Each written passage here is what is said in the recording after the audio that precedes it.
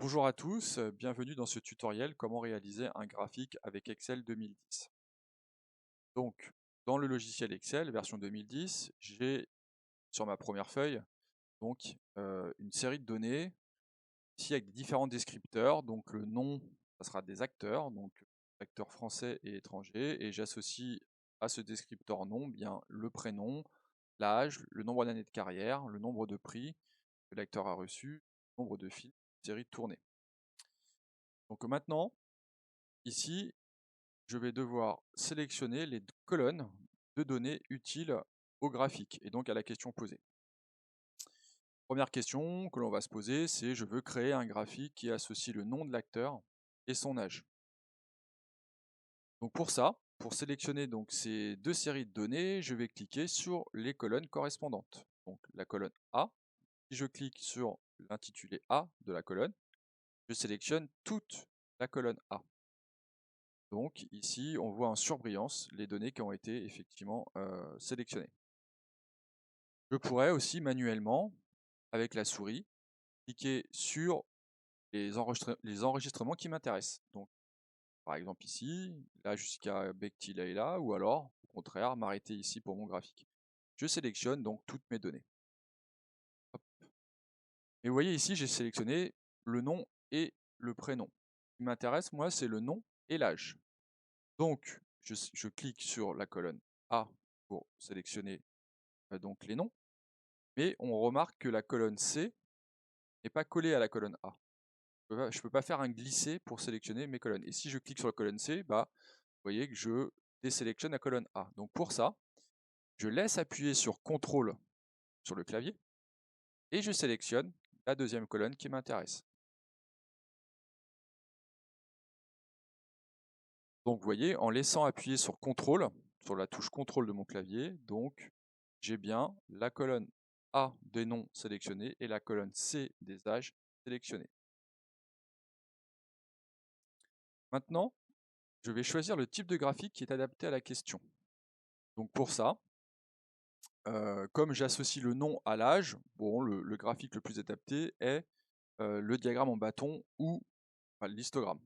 Donc je vais dans Insertion, colonne, je choisis l'histogramme, et donc là, le logiciel crée le graphique correspondant. C'est bien d'avoir un graphique, mais il faut surtout l'habiller avec des légendes, c'est-à-dire le titre et les grandeurs et unités des axes. Par défaut, le logiciel place un titre correspond généralement à l'intitulé de la colonne qui a été sélectionnée, ici l'âge. Je peux choisir de mettre un autre titre. Donc pour changer les légendes, je vais dans Disposition. Alors Disposition, c'est un menu que l'on a quand on clique sur le graphique. Disposition, et là je peux sélectionner titre du graphique, titre des axes. Titre du graphique, alors je peux le mettre soit au milieu du graphique, soit le laisser au-dessus du graphique. Donc là, de base, il est au-dessus du graphique. Si je clique dessus, je peux changer le titre. Donc là, pour l'exemple, je mets titre 1. Le titre est adapté. Maintenant, alors les diagrammes en bâton, ici par défaut, l'étiquette qui est associée au bâton correspond à la grandeur du bâton, ici l'âge. Et donc intuitivement, je sais que la colonne des ordonnées, unité, ça sera des années, puisque la grandeur c'est l'âge. Mais je voudrais rajouter année comme légende.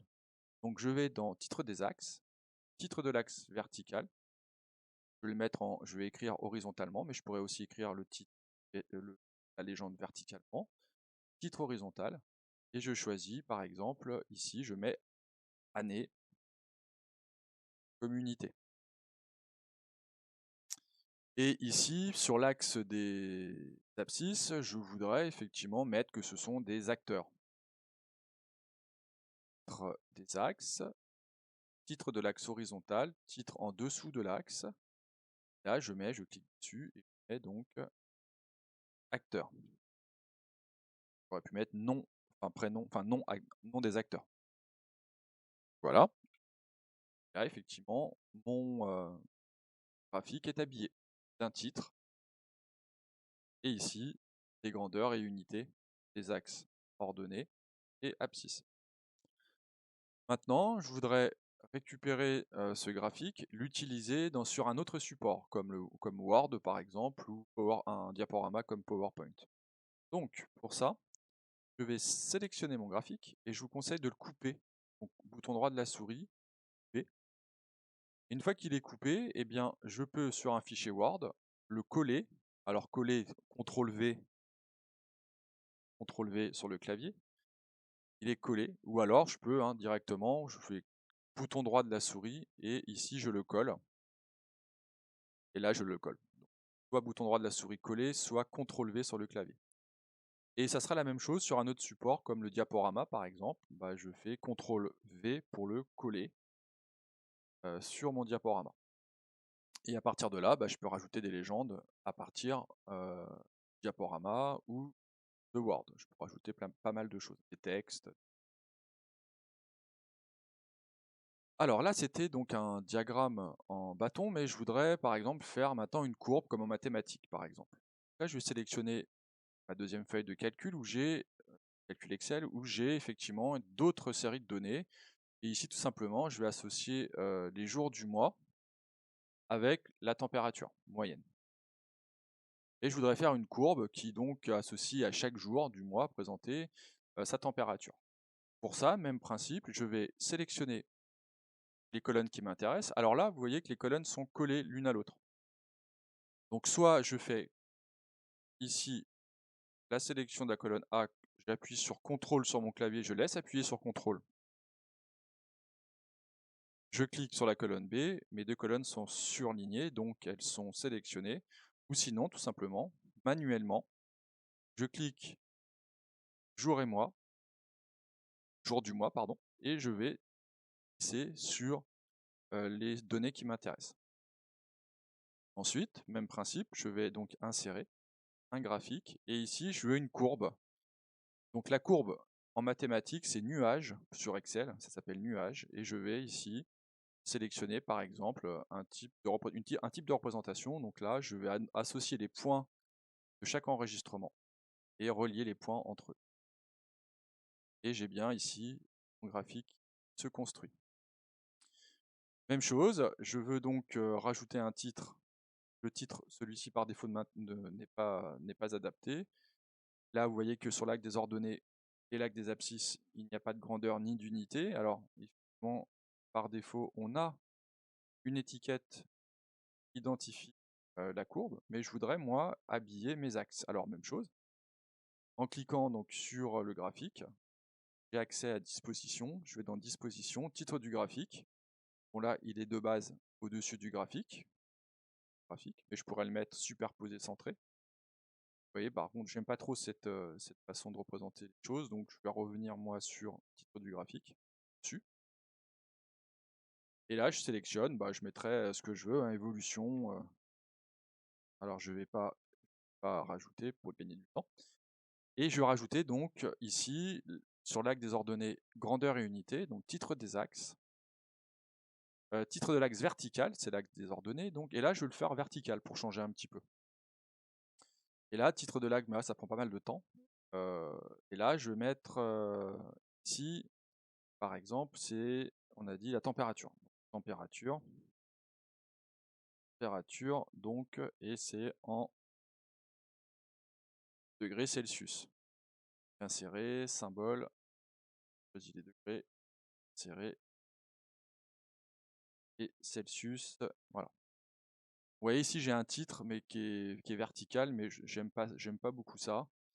Donc je vais le passer en horizontal, donc disposition, titre des axes, titre donc de l'axe vertical et en horizontal. Et il me le remet en horizontal. Je peux déplacer bien sûr. La grandeur et l'unité de mon axe. Et je fais la même chose pour l'axe des abscisses. Je vais titre des axes, titre de l'axe horizontal, ici en dessous de l'axe par exemple. Et je vais donc mettre que ce sont les jours mois. Je peux déplacer bien sûr ici la grandeur et l'unité. Voilà. Et à partir de là, je peux l'utiliser. Donc, alors je peux l'agrandir bien sûr, hein. Je peux agrandir au maximum mon A.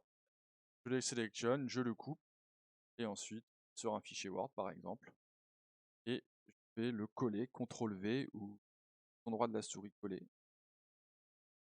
Et là, j'ai bien effectivement mon graphique s'affiche. Voilà, le tutoriel est terminé pour comment réaliser un graphique sur Excel 2010. Merci.